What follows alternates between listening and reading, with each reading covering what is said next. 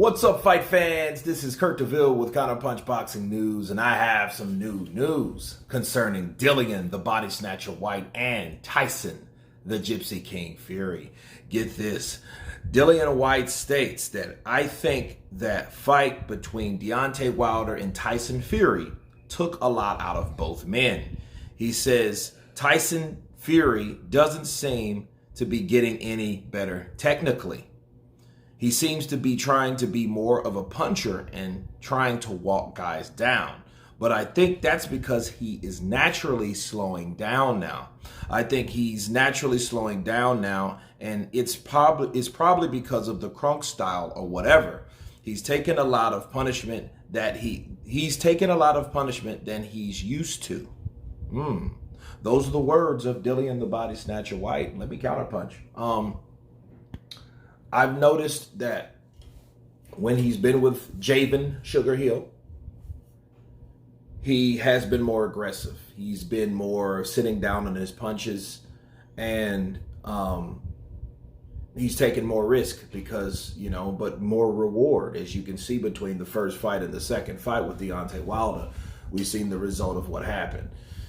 I think that Tyson Fury's always been fast, and I think people are accustomed of him boxing throughout the duration of his career. Like you look at the Klitschko fight, even the Otto Wallin fight, and the Tom Schwartz fight. He did a lot for speed, and I think now he's doing it for power.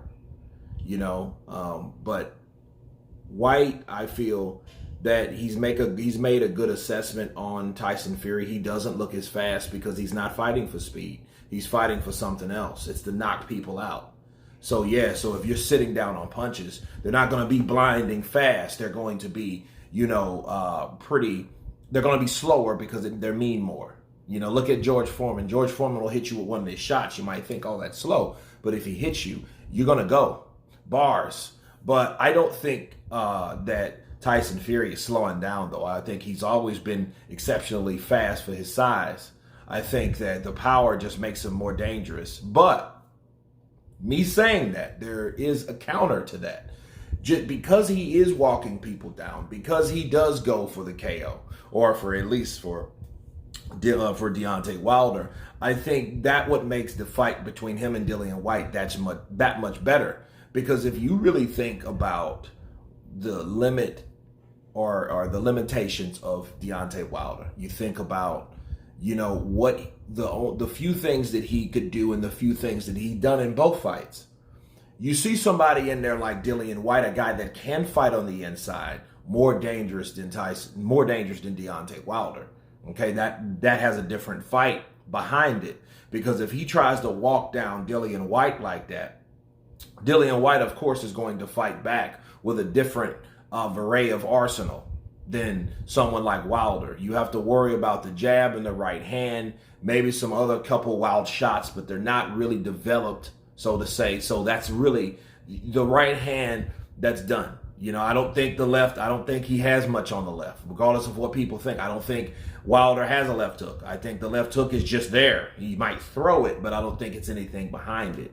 Whereas Dillian White, get hit with his left hook and we'll see what happens. These guys have sparred before, so Dillian White has had time to look at both fights, to look at Tyson Fury, to look at the guy that he sparred with is the guy that he's not going to be in with if that fight jumps off with Tyson Fury. So, he's known him for speed.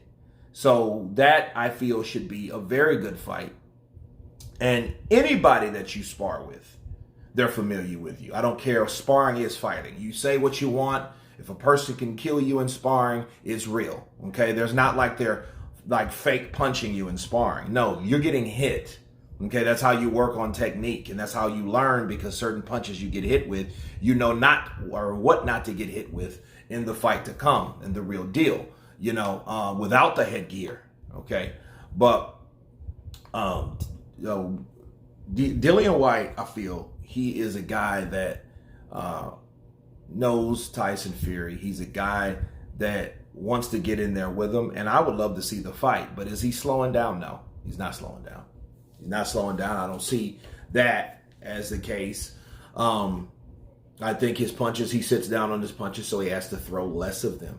You know what I mean? Because if you look at him throwing punches in the last fight with Deontay Wilder and the Tom Swartz fight, where he's just throwing five, six combinations, there's a difference of power on those. You can just tell because he's not even setting down on those shots. So of course they're going to be slower.